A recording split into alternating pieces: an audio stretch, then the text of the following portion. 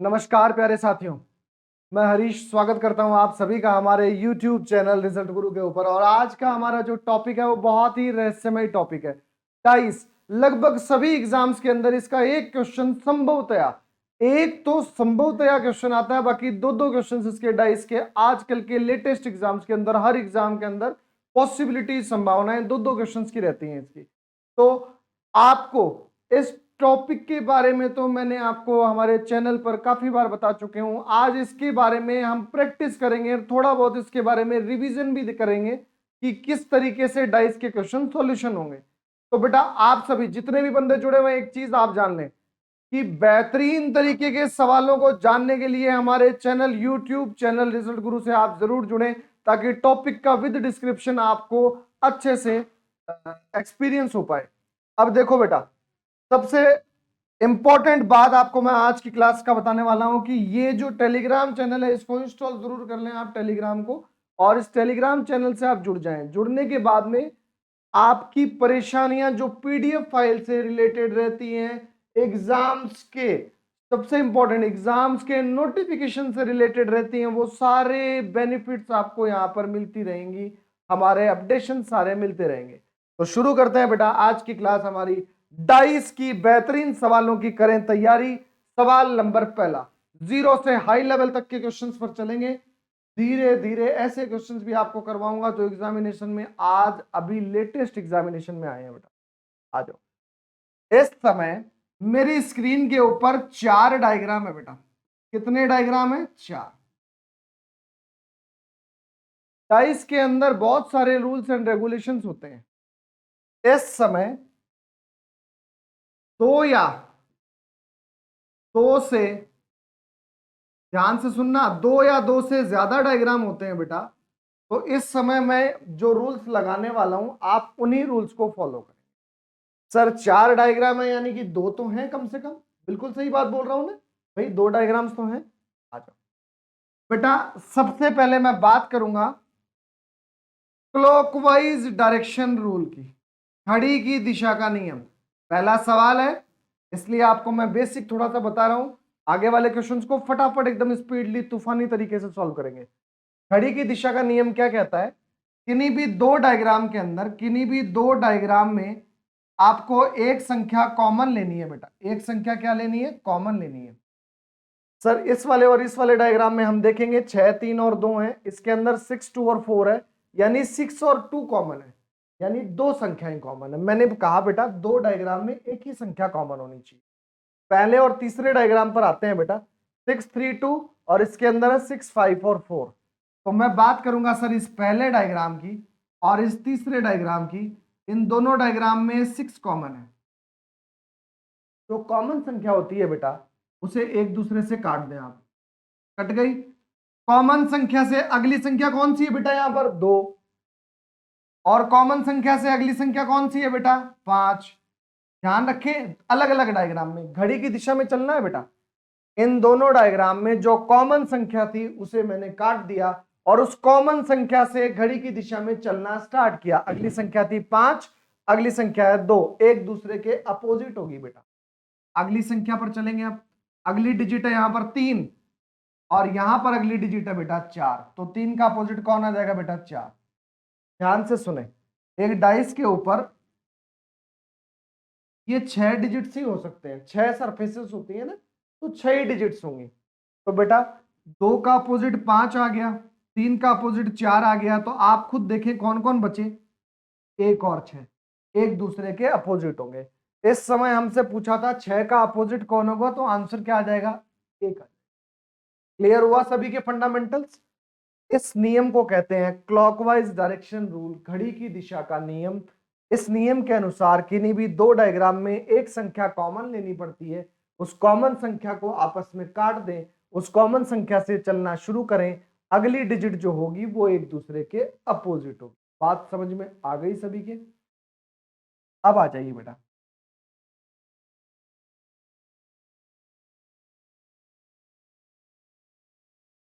बेटा अब देखो, इसी सवाल को क्लॉकवाइज डायरेक्शन से रूल से करते हैं, लेकिन इसमें जो डायग्राम लेना है अब वो डायग्राम ऐसे लेते हैं जिसमें पहला और तीसरा नहीं होना चाहिए, मतलब पहले और तीसरे दोनों को नहीं लेना, इसके अलावा दो लेने हैं। तो बेटा 5, 6 और 4, इन दोनों डायग्राम्स में कौन कॉमन है बेटा? 4 कॉमन है। 4 से अगली संख्या कौन है बेटा? 1। 4 से अगली संख्या कौन है बेटा? 6। तो 1 के अपोजिट हो गया 6। वही रूल लगा रहा हूं घड़ी की दिशा का, आपको दिखा रहा हूं कि आंसर हमेशा कोई दूसरे डायग्राम लोगे तब भी सेम आएगा। आगे चलते हैं बेटा, अगली संख्या है 5। अगली संख्या है बेटा घड़ी की दिशा में 2, तो 5 का 2, बचे कौन कौन? 3 और आंसर सेम थे। क्लियर है सभी? तो 6 का अपोजिट आ जाएगा 1। अब बेटा इसी सवाल को करने का रूल नंबर दूसरा, नियम नंबर दूसरा, ये कौन सा है बेटा? कॉमन नंबर रूल, कॉमन संख्या नियम। इस नियम के अनुसार ध्यान देंगे बेटा, किन्हीं दो डायग्राम में, अभी अभी जो नियम घड़ी की दिशा का नियम लिया था हमने, उसमें दो डायग्राम में एक संख्या कॉमन लेनी थी। अब बेटा दो डायग्राम में कॉमन संख्या, नाम ही है इस नियम का, नाम क्या है? Common number rule. तो दो डायग्राम में दो कॉमन संख्याएं लेंगे। अब कितनी लेंगे? दो कॉमन संख्याएं। देखें बेटा, इस पहले डायग्राम और इस दूसरे डायग्राम को पुटअप कर ले बेटा। पहले के अंदर लिखा है 6, 3 and 2 और दूसरे के अंदर लिखा है बेटा 6, 2 and 4। आप ध्यान से देखें बेटा, इन दोनों में 6 और 2 कॉमन है, तो आपस में कट जाएंगे। बचेगा कौन कौन? 3 और 4। तो जो बची हुई संख्या है वो एक दूसरे के अपोजिट होगी। बेटा मुझे निकालना तो था 6 का अपोजिट, लेकिन गलती से मैंने 3 का अपोजिट 4 निकाल लिया। लेकिन 3 का अपोजिट भी 4 आएगा इस सवाल में, लेकिन ये पूछे तभी बताना है, वरना नहीं बताना है। अब आ जाओ आप ये वाला जो मेथडोलॉजी है उसमें अपोजिट बहुत ही स्पीडली निकाल सकते हो। आप क्वेश्चन के अंदर ही देख सकते हो 6 और 2 कॉमन है, आपस में कटेंगे, 3 का अपोजिट 4 आ जाएगा, निकाल सकते हो। तो 6 का अपोजिट निकालना है आपको। आप कोई दो ऐसे डायग्राम, इनके अलावा, पहले और दूसरे के अलावा दो ऐसे डायग्राम ढूंढे जिनमें दो डिजिट्स कॉमन हो, तो बाकी के अपोजिट निकल जाएंगे। बेटा पहला और तीसरा देखो जरा, 6, 3, 2, और नहीं, इसमें 6 ही कॉमन है। पहला और चौथा देखो बेटा, 6, 3, 2 और वहां पर 1, 4 और 2, तो 2 ही कॉमन है, नहीं चलेगा। दूसरा और तीसरा देखो बेटा, 6, 2, 4। बेटा दूसरे डायग्राम और चौथे डायग्राम में आपने देखा ध्यान से, दूसरे डायग्राम में 6, 2, 4 कॉमन है, 6, 2, 4 है, और 5, 6, 4 है। यानी कि दूसरे और इस तीसरे डायग्राम के अंदर बेटा, लिख दिया, दूसरे और इस तीसरे डायग्राम, इस दूसरे और इस तीसरे डायग्राम में बेटा ध्यान से देखो आप, 6 और 4 कॉमन है, आपस में कट जाएंगे, तो 2 का अपोजिट कौन आ जाएगा बेटा?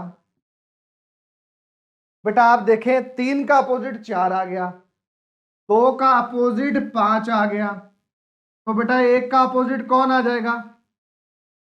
भाई टोटल 6 सरफेसेस होती है ना, 6 सतहें, 4 सरफेसेस हमारी आ चुकी हैं, 3 का अपोजिट 4 और 2 का अपोजिट 5, तो बचा कौन कौन? 1 का अपोजिट 6, यानी 6 का आंसर अपोजिट कौन आ जाएगा? ये दोनों नियम आपको समझने हैं बेटा, कौन सा नियम कब काम आ जाए ये आपको पता ही नहीं चलेगा, आपका टाइम बचाएंगे दोनों के दोनों नियम।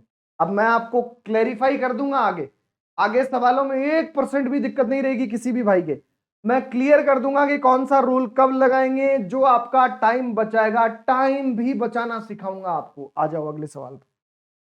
देखो 4 का अपोजिट, बेटा 2 से ज्यादा डायग्राम है, घड़ी की दिशा के नियम पर जाओ, फटाफट आंसर आ जाएगा।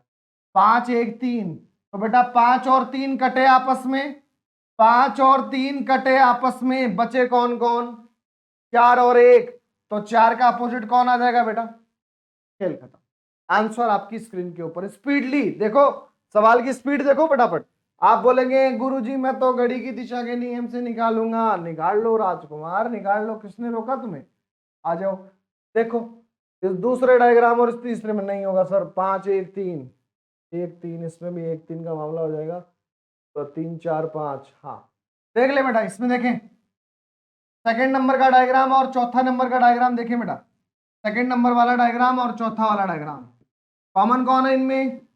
3, काट दें 3 को, 3 से अगली संख्या कौन सी है? 5।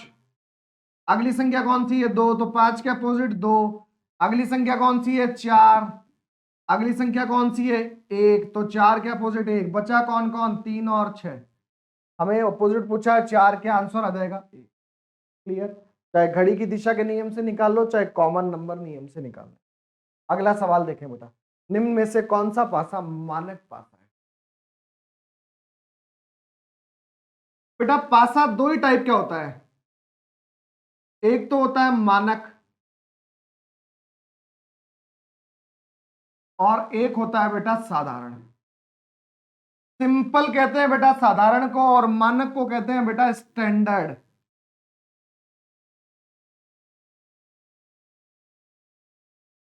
ठीक है मेरे राजकुमार साथियों, क्लियर है। दो ही टाइप के पासे होते हैं बेटा, एक मानक और एक साधारण।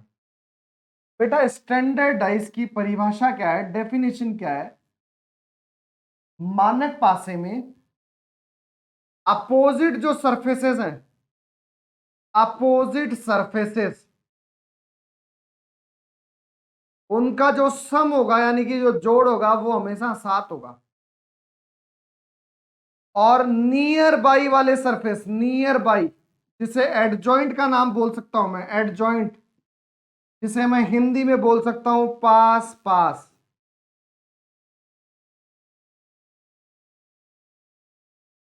उनका जोड़ 7 नहीं होगा।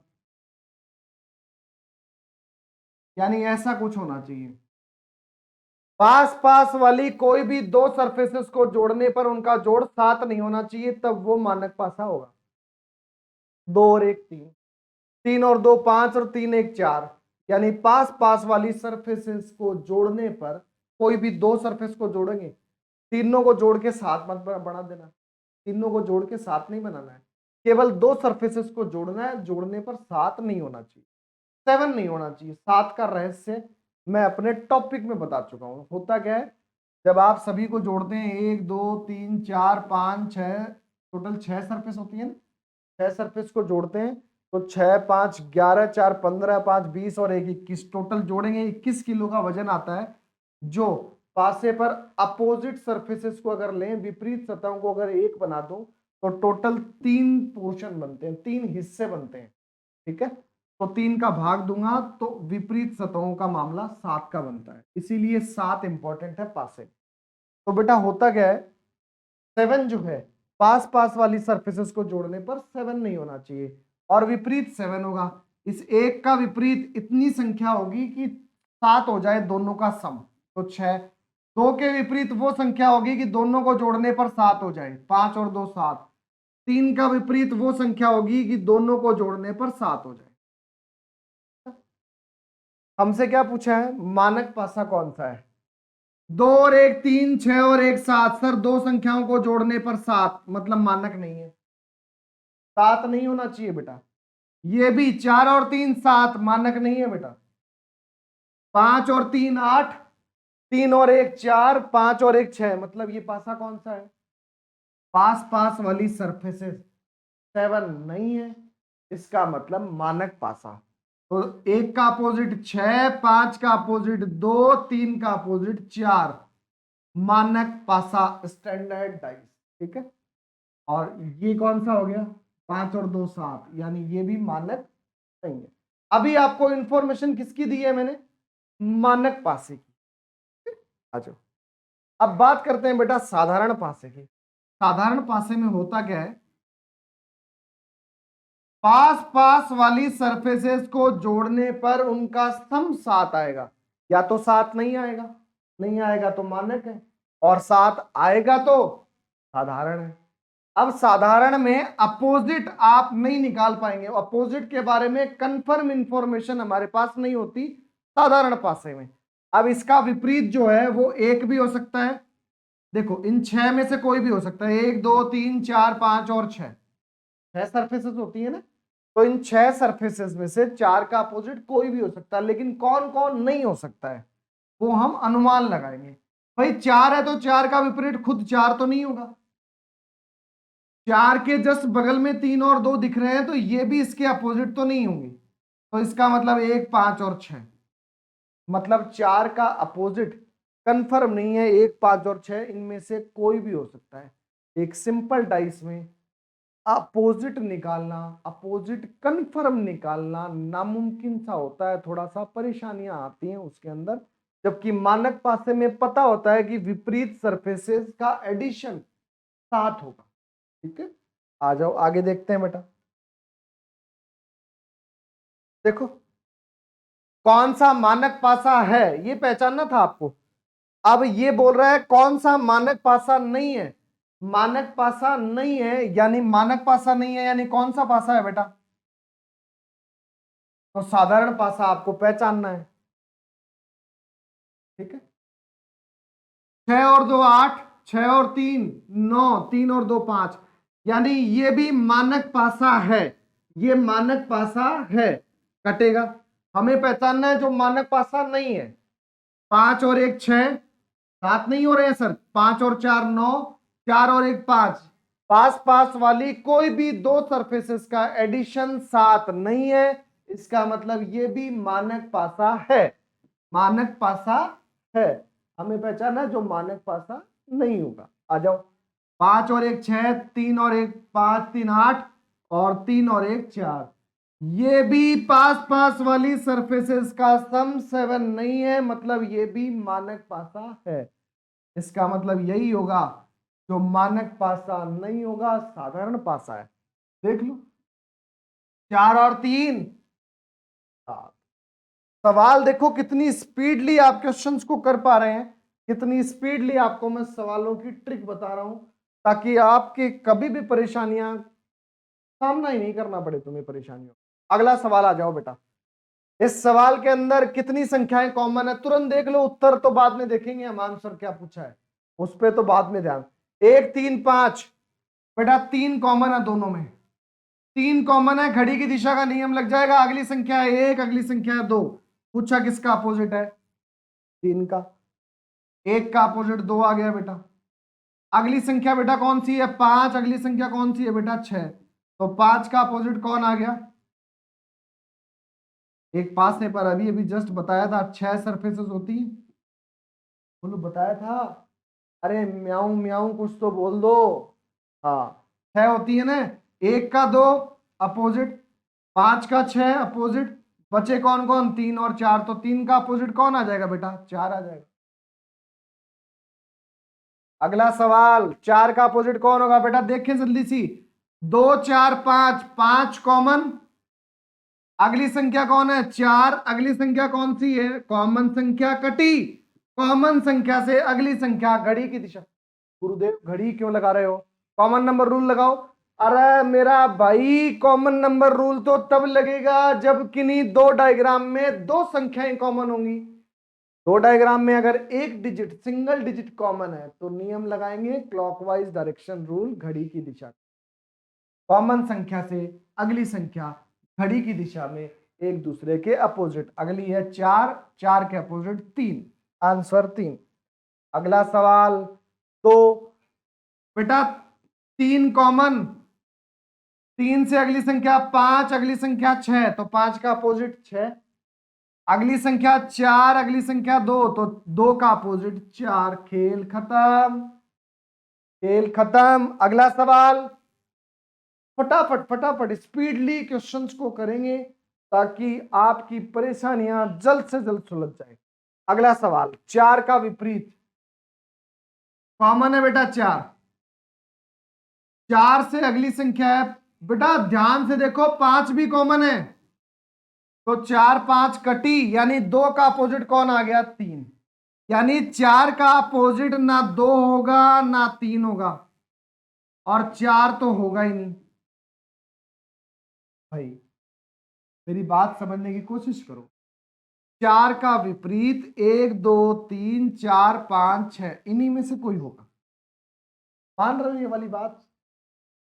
भाई 4 का विपरीत डायरेक्ट तो निकल नहीं पा रहा है, अपोजिट तो निकल नहीं पा रहा है डायरेक्ट काटा पीटी करने पर, क्योंकि 4 खुद ही कट जा रहा है। कॉमन नंबर रूल लगाएंगे, 4 और 5 गए, 2 का अपोजिट निकल पा रहा है, लेकिन 2 का अपोजिट पूछा ही नहीं है, और जब पूछा ही नहीं है तो हमें तो जो पूछा है वो बताना है कि 4 का अपोजिट कौन है। तो बेटा आप मेरी बात समझने की कोशिश करो कि 4 का अपोजिट इन 6 संख्याओं में से, क्योंकि 6 सरफेस होते हैं, इन्हीं में से कोई होगा। 4 का अपोजिट यानी कि इस तरह खुद 4 तो नहीं होगा भाई, खुद का अपोजिट खुद ही कैसे होगा। और ना ही 4 का अपोजिट 2 और 5 होंगे, तो 2 को भी काट दो और 5 को भी काट दो। उस वाली में आ जाओ। 4 का अपोजिट ना 4 होगा ना 5 और 3। भाई 4 का अपोजिट 3 और 5 कैसे हो सकते हैं, नीचे की तरफ 3 और 5 कैसे आ सकते हैं जबकि बगल में दिख रहे हैं। तो 5 तो पहले काट चुका हूं, 3 और काट दो, बचे कौन कौन। यानी 4 का अपोजिट 1 और 6 में से कोई होगा, ये मैं कंफर्म कह सकता हूं।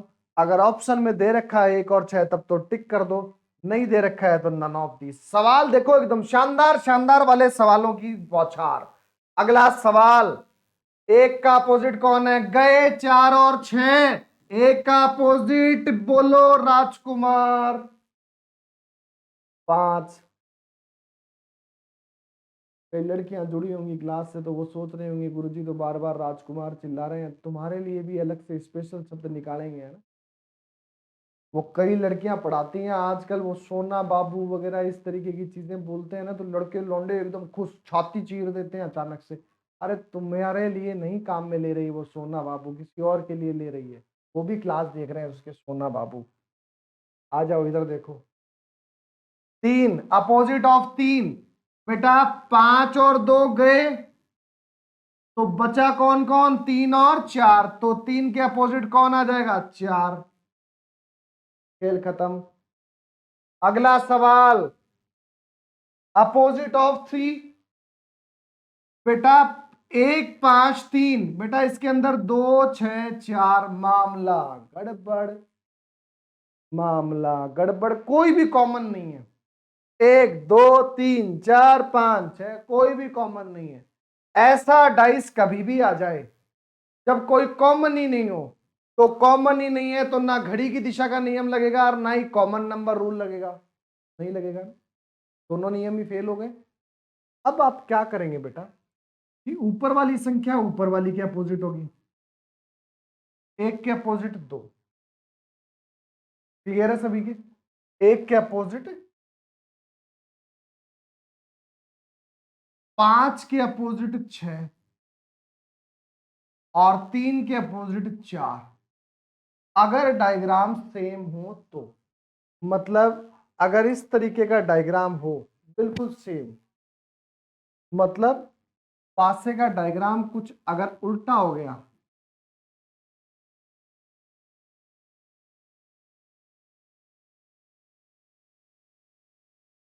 उल्टा ऐसा कुछ और हो गया या कुछ और दे दिया,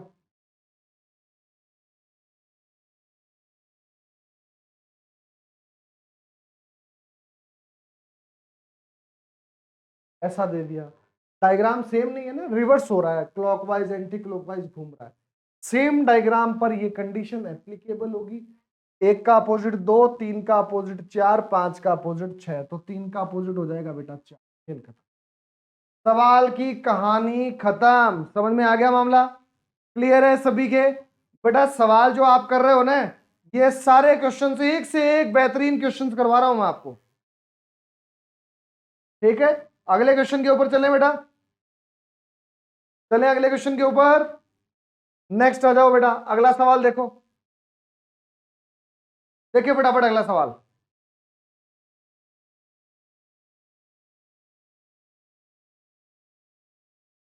बताओ बेटा जल्दी से इसका सवाल आंसर निकालें जल्दी। जय महाकाल का नाम लेकर आंसर निकालो जल्दी से।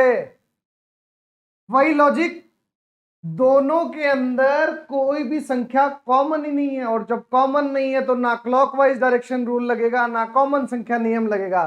तो बेटा ऊपर वाली संख्या ऊपर वाली के अपोजिट, 1 का अपोजिट 3, इधर वाली संख्या इसके अपोजिट,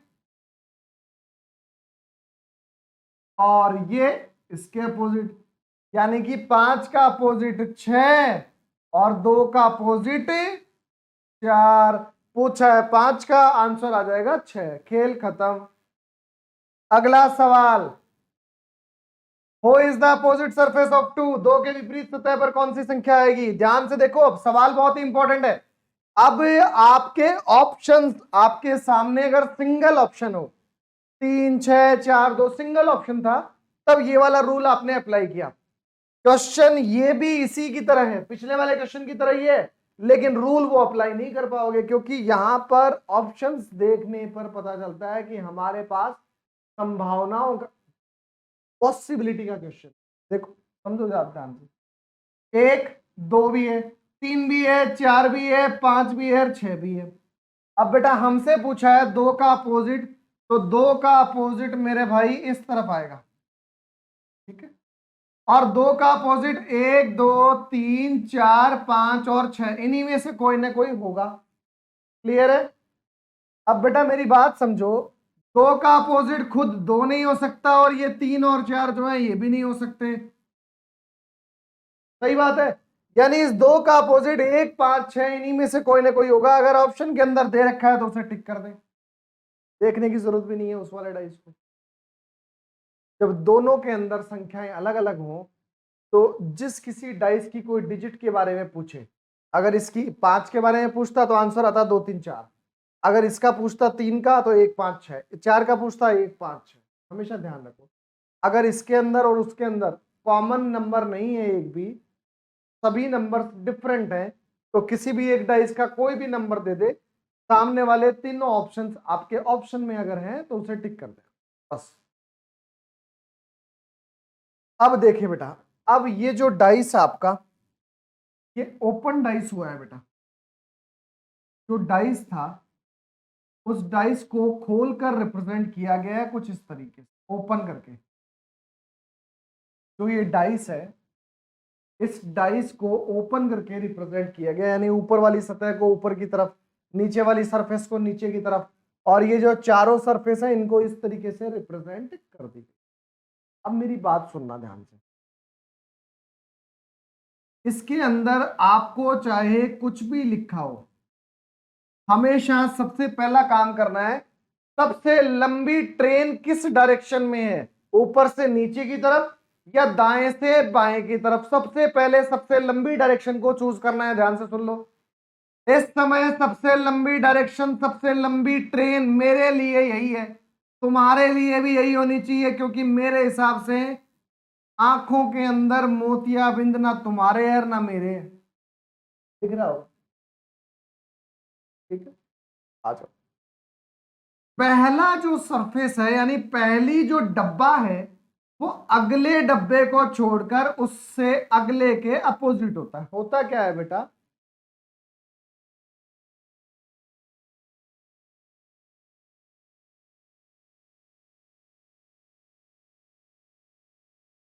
देखो, जब इस तरीके से कोई डाइस, जब इस तरीके से कोई डाइस होता है, इस तरीके से दिख रहा है खोखला डाइस, तो पहली जो सरफेस होती है, जैसे आगे वाली सरफेस है कुछ, ठीक है, आगे वाली, तो इससे जस्ट बगल वाली सरफेस, बगल वाली सरफेस इसके अपोजिट नहीं होगी, बगल में प्रेजेंट होगी। जैसे इसको खोलेंगे अपन, तो जस्ट नजदीक वाली सरफेस बगल में प्रेजेंट होती है यहां पर, और इसके जो विपरीत होगी, जस्ट एक सरफेस यानी अगली सरफेस छोड़कर उससे अगली सरफेस अपोजिट होती है। देखिए,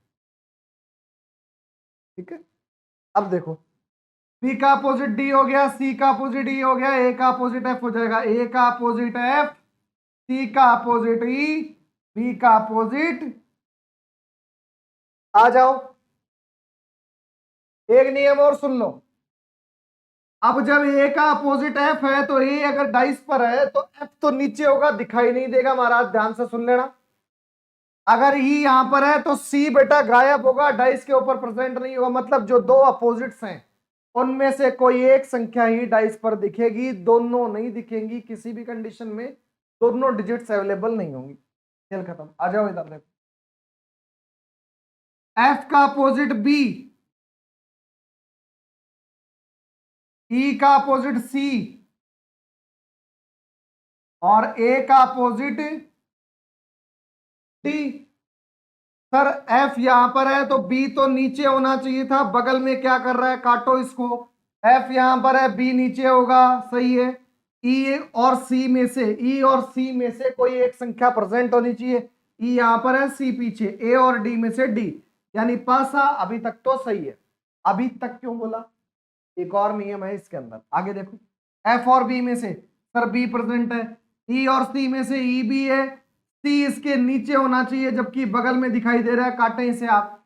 एफ और बी में से सर एफ और बी में से इन दोनों में से कोई एक बंदा तो डाइस पर प्रेजेंट होना चाहिए यार, दोनों ही नहीं है, यानी हमारा आंसर ऑप्शन नंबर बी आ जाएगा। अगले सवाल पर आ जाएगा, कौन सा डाइस जो है वो बिल्कुल सही है, यानी चूज द करेक्ट डाइस। इसके आधार पर इन चारों ऑप्शंस को चूज करना है कि कौन सा सही है। इसके आधार पर बेटा ए का अपोजिट एफ होगा, तो इनमें भी ए का अपोजिट एफ ही होना चाहिए चारों में, जिस जिसमें नहीं है काट दो उसको। ए का एफ बिल्कुल ए का एफ, ए का एफ नहीं है, ए का एफ नहीं है, दो तो कट गए। आगे चलो सर बी का अपोजिट ई, जब अपने आप ऑटोमेटिकली अपोजिट निकल रहे हो मतलब एक डब्बा छोड़कर एक अगला डब्बा छोड़कर अगला डब्बा एक दूसरे के विपरीत होता है। मैंने बताया शुरुआत में, ऐसी कंडीशन अगर डाइस के अंदर हो, आपको कुछ जोड़ना ओढ़ना नहीं पड़ रहा हो, डायरेक्ट ही एक डब्बा छोड़कर अगले डब्बा अपोजिट हो रहा है, डायरेक्ट हो रहा है, तो आपको कुछ करने की आवश्यकता नहीं है, आप अपोजिट निकाल लें। ए का एफ, बी का ई, बचे कौन कौन, डी और सी। तो सर बी का अपोजिट ई है, बी का अपोजिट ई यहां पर होना चाहिए, नहीं है, काटे इसको। बी का अपोजिट ई बिल्कुल सही है सर, डी का अपोजिट सी बिल्कुल सही है, यानी option number B is the correct answer. अगले सवाल पर आ जाए महाराज। एक का 6, एक का अपोजिट 6 यहां नहीं है, एक का अपोजिट 6 यहां पर नहीं है, एक का अपोजिट 6 यहां भी नहीं है, एक का अपोजिट 6 बिल्कुल सही है सर, चौथा option is the correct answer. दो का अपोजिट 4, दो का अपोजिट 4, 5 का 3, देख लो। सवाल देखो कितने स्पीडली क्वेश्चंस हो रहे हैं हमारे। आप ये समझने की कोशिश करें कि अगर आप पढ़ने में स्मार्टर हैं, अगर आप स्मार्ट हैं अपनी पढ़ाई के अंदर, तो आपको कोई ताकत, वो दुनिया की कोई भी ताकत, वो जिन्नात कोई भी हो, आपको रोक नहीं सकता एग्जाम में आपका सिलेक्शन होने से। और अगर आपने अपना दिमाग का यूटिलाइजेशन नहीं लिया, खोए सपने, बेवड़ा नहीं होता दारू पिया हुआ, करते रहो, कोई आना जानी तो है नहीं, पूरी ताकत के साथ जैसे एकदम पूरा मतलब माहौल ऐसा क्रिएट कर दो कि दिमाग की सारी तरंगे खुल जाएं एकदम। हाँ, उस जोश में, उस जोश के साथ क्वेश्चंस को करने की कोशिश करोगे तो डेफिनेटली तुम्हें सफल होने से कोई नहीं रोक सकता। ये मेरा आज भी वादा है और डेफिनेटली हमेशा यही वादा रहेगा। सेकंडों में सवाल, देखते ही आंसर, फटाफट झट झट आंसर। अगला सवाल देखो, आपको यह बताना है कि इन तीनों डाइसेस में से, इन तीनों डाइसेस को देखते हुए इन चारों पासों में से कौन सा सही है, वो चूज करना है आपको। देखो जरा, सी कॉमन है, अगली संख्या कौन सी है, डी, अगली संख्या कौन सी है, सी को काट दो पहले तो, अगली संख्या सी से डी, और अगली है बी, यानी डी का अपोजिट कौन हो जाएगा, क्लियर। अगली संख्या कौन सी है बेटा, ए, अगली संख्या कौन सी है, ई, तो ई के अपोजिट कौन हो जाएगा। आप बोलेंगे गुरुजी मैं तो इससे अपोजिट नहीं निकालूंगा, मैं तो पहले और तीसरे से निकालूंगा। लो, बी कॉमन है, बी से अगली संख्या कौन सी है, ए, अगली कौन सी है, ई, ई के अपोजिट कौन आ जाएगा, ए, अगली कौन सी है, सी, अगली कौन सी है, एफ, तो सी के अपोजिट कौन आ जाएगा, एफ। अपोजिट सारे निकालने की जरूरत नहीं है, इक्के दुक्के अपोजिट से भी आंसर, आपका आंसर निकल सकता है, जरूरी नहीं है कि आप सारे अपोजिट निकालें। डी का अपोजिट बी है, डी का अपोजिट बी यहां होना चाहिए, जो कि नहीं है, खेल खत्म। डी का अपोजिट बी बिल्कुल सही है, डी का बी बिल्कुल सही है, डी का बी गलत। आगे ई और ए अपोजिट है, ई का अपोजिट ए यहां पर होना चाहिए, नहीं है, गलत। ए का अपोजिट ए बिल्कुल सही है, डी का अपोजिट बी बिल्कुल सही है, एफ का अपोजिट सी बिल्कुल सही है, मामला करेक्ट, खेल खत्म। अब इस सवाल में क्या नया है, सवाल के अंदर ऊपर वाला आपको क्लॉकवाइज और anti clockwise direction rule, common number rule भी आना चाहिए, प्लस ओपन डाइस वाला रूल भी आना चाहिए, यानी दो दो रूल, क्लॉक डाइस का नियम, क्लॉकवाइज नियम, प्लस डाइस को कैसे आपको सॉल्व करते हैं, कैसे उसमें अपोजिट निकालते हैं, वो आपको पता होगा, और ओपन डाइस का रूल पता होगा, तभी आप इस क्वेश्चन को कर पाएंगे। यानी ये मिश्रित question, mix up of dice question, mix up of all the rules. है ना। अगला सवाल देखो, नेक्स्ट क्वेश्चन उसी टाइप का क्वेश्चन है, mix up of all the rules, सभी रूल्स का मिक्सअप है मामला इसमें। फटाफट बताओ, जल्दी से निकालो, जल्दी फटाफट, टाइम नहीं है। कॉमन ले लो, एक है तो ले लो और नहीं है तो क्या लोगे। एक का 3, 4 का 5 और 6 का 2। आगे देखें, एक का अपोजिट 3 बेटा नहीं है, खेल खत्म। एक का 3 नहीं है बेटा, खेल खत्म। एक का 3 नहीं है, खेल खत्म। एक का 3 बिल्कुल सही है।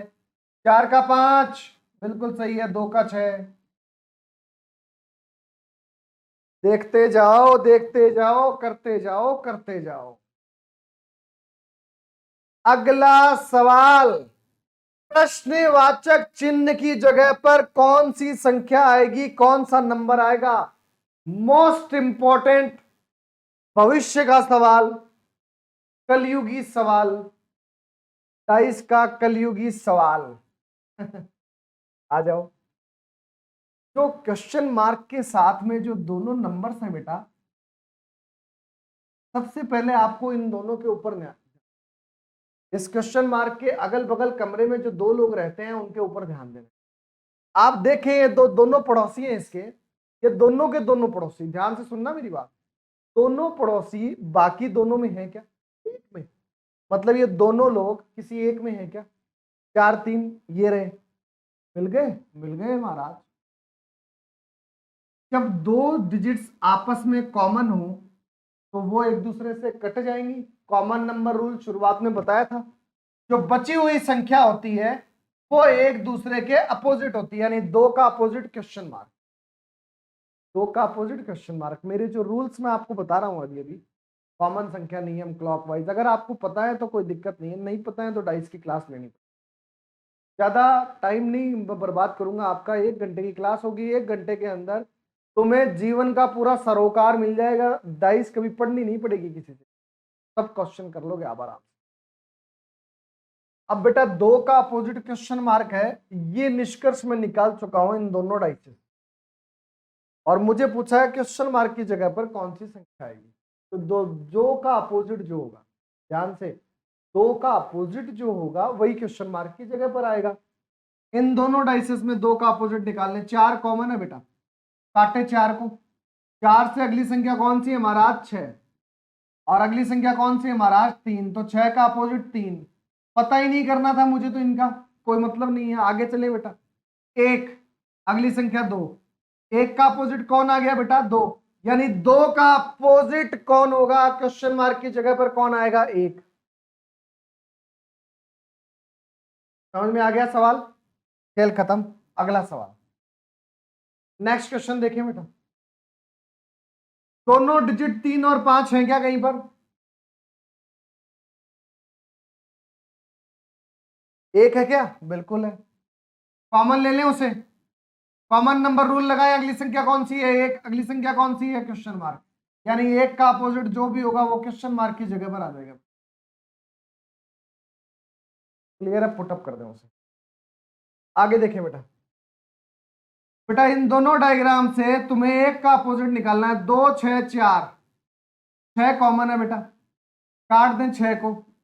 6 से अगली संख्या है बेटा 2, अगली संख्या 3, तो 2 के अपोजिट तो आ गया 3।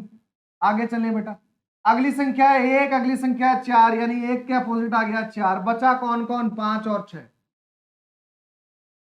क्लियर, 1 का अपोजिट तो 4 हो जाएगा, इसका आंसर तो 4 आना चाहिए।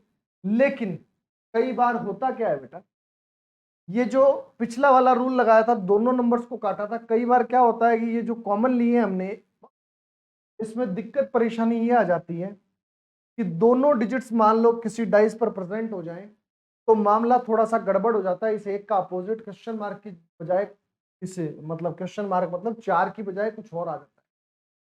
इसको वेरीफाई करने के लिए हमारा ओपन डाइस का रूल काम में आएगा। यहां ओपन डाइस का रूल हमें क्या कहता है, ओपन डाइस का रूल ये कहता है कि किसी भी क्वेश्चन मार्क वाले डाइस को पहले पकड़ लो, 3 5 और क्वेश्चन मार्क। बेटा ये रहा 3, फिर क्वेश्चन मार्क यहां पर है और बेटा 5 यहां पर है। कैसे लिखा बेटा? जिस डायरेक्शन में इसके ऊपर संख्याएं हैं उसी डायरेक्शन में आपको लिखना है। 3 से अगली क्वेश्चन मार्क है तो 3 से अगला क्वेश्चन मार्क, फिर 5। बेटा 5 का अपोजिट कौन है? 6। आपने निकाला इन दोनों से। आगे देखो क्वेश्चन मार्क, अभी 3 का अपोजिट कौन है बेटा? 2।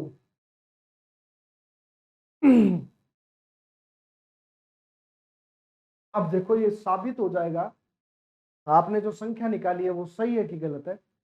अब आपने क्वेश्चन मार्क की जगह पर, आपको क्वेश्चन मार्क की जगह पर तो हमें पता ही नहीं है कौन होगा, अपोजिट कौन होगा, है ना? ये तो हमने ऐसे ही निकाला है टेम्परेरी। मेरी बात समझो, ये जो 2 और 6 जो आए हैं, 6 और 2, ये हमारे कैसे आए हैं? पहले मैंने ये तीनों डिजिट्स इसको देखकर लिख दी। अब मैंने इन दोनों से अपोजिट निकाले, 2 का 3, 1 का 4, 5 का 6, निकाल लिया। अपोजिट तो इन दोनों से आए हैं, सही होंगे। अब बेटा मैंने 5 का अपोजिट 6 कर दिया, 3 का अपोजिट 2 कर दिया, और क्वेश्चन मार्क का अपोजिट जो है, क्वेश्चन मार्क का अपोजिट मुझे पता नहीं है सर, हो सकता है क्वेश्चन मार्क का अपोजिट 1 भी आ जाए, हो सकता है 4 भी आ जाए। सुनो बेटा, ये 6 और 2 कहीं दिख रहे हैं तुम्हें? ये रहा महाराज 6 और ये रहा 2। आप 6 से अगली संख्या कौन सी है बेटा? 2 है क्या? देखो जरा चाल चलो जरा, 6 से अगली संख्या कौन सी है? 2। तो बेटा 6 से अगली संख्या अगर इसमें 2 है तो इसमें भी 6 से अगली संख्या 2 ही आनी चाहिए, यानी इस जगह पर 4 किसी भी कंडीशन में नहीं आएगा। 6 से अगली संख्या 2 है क्या? बिल्कुल है। 4 से अगली संख्या कौन सी है? घड़ी की दिशा में 6 होनी चाहिए, तो 4 यहाँ।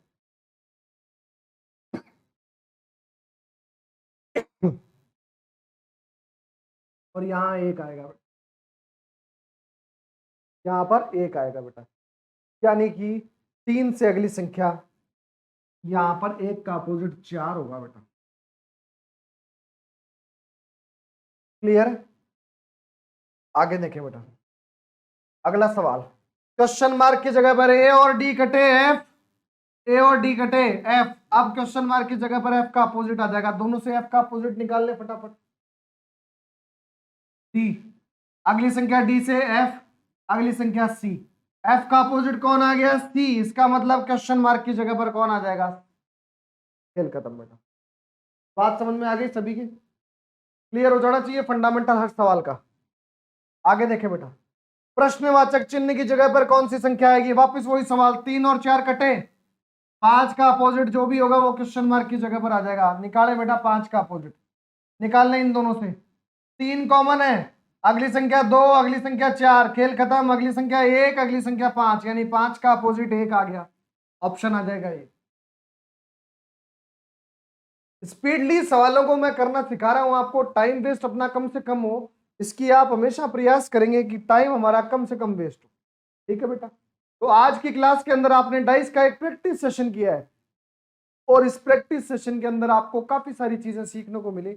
बेहतरीन परफॉर्मेंस अगर रहा है तो क्लास में लाइक और शेयर कर देना बेटा, और उस हर एक बंदे तक, उस पहाड़ के ऊपर रहने वाले, उस कुल्लू मनाली की पहाड़ी के ऊपर रहने वाले उस बच्चे तक भी आप क्लास को पहुंचा दें, और उस जमीनी स्तर पर रहने वाले उस बीकानेर के मृत भूमि के ऊपर जो बच्चा रह रहा है उसके ऊपर उस तक भी इस क्लास को पहुंचा दें। Telegram channel free of cost जब मिल रहा है कुछ तो ले लो। भारत के निवासी हो, राजस्थान के निवासी हो, यूपी के, बिहार के, कहीं के भी हो, भारत के निवासी हो, हम तो मेरे भाई विदेश के अंदर भी उस सिक्के डालने वाली मशीन के अंदर एक सिक्का नहीं डालते हैं, क्योंकि वो जूतों की पॉलिश करती है, तो जो एक जूते की पॉलिश इसमें करवा लेते हैं, एक जूते की पॉलिश दूसरी मशीन में करवा लेते हैं, तो पैसा तो हम कम से कम देना चाहते हैं लोगों को। तो जब आपको फ्री में चीजें, किताबें खरीदने की आवश्यकता नहीं है, पीडीएफ फाइल्स वगैरह हैं, कॉपी करवा लो, बहुत सारी बेनिफिशियरी चीजें हैं, आपको पता ही नहीं रहता है कि कब कौन सी वैकेंसी निकली है, कौन सी वैकेंसी में क्या अपडेशन रहता है, हम लोग अप टू डेट रहते हैं। काम ही हमारा ये है बेटा, जो काम ही है चावल बेचने का, काम ही है जब चावल बेचने का, तो पता है ना तिनका कौन सा है, दाना कौन सा है, बड़ा कौन सा है, नया कौन सा है, पुराना कौन सा है, सारी चीजों का नॉलेज है। तो क्लासेस की सारी अपडेशन, सारी आपके एग्जाम्स की अपडेशन, सभी आपके लेटेस्ट जितने भी एग्जाम्स होने वाले हैं, आने वाले हैं, उनकी डेट्स का अपडेशन, प्लस क्लास में जो टॉपिक पढ़ाया गया उसकी पीडीएफ फाइल्स, टेस्ट सीरीज की पीडीएफ फाइल्स, बहुत सारे मॉक टेस्ट के पेपर्स, ये सब आपको मिलेंगे टेलीग्राम चैनल के ऊपर। घर आकर कोई देने नहीं आएगा मेरे भाई। तो आप टेलीग्राम चैनल को जरूर ज्वाइन कर लें, इसको डायरेक्टली इस लिंक से कर लें या इस बार कोड को स्कैन करके कर लें। मैं स्क्रीनशॉट खींच लें आप, मैं इसके ऊपर से ये हटा देता हूं।